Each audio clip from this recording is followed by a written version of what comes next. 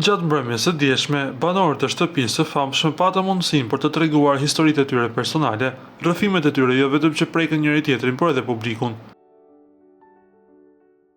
Mes lotës, Selin tregoi se si një ditë vëllai i saj kaloi kriza epileptike dhe nuk dinin çfarë të bënin pasi nuk kishte ndodhur më parë.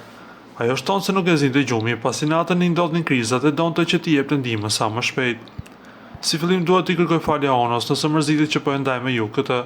Në shtëpinë tonë kishte ardhur një nga hallat dhe unë isha në dhomën time me një nga kushërirat. Dëgjoj shumë ulërima dhe atë natë luante Shqipëria, nuk e di se më kë. Një ndeshje shumë e rëndësishme. Mendova se ka bërë gol dhe ishin mbrojtëima gëzimi.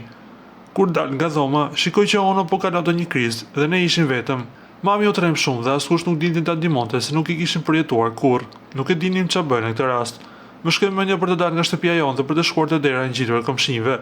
Mbaj mend që çdo natë para se të flija kur gjithë kishin rënë në gjumë, unë kisha shumë të vështirë të flija sepse krizat i ndodhnin vetëm natën dhe nga që isha e vetme që e dëgjora kur i niste kriza, dohet të isha koshente dhe të reagoja sa më shpejt.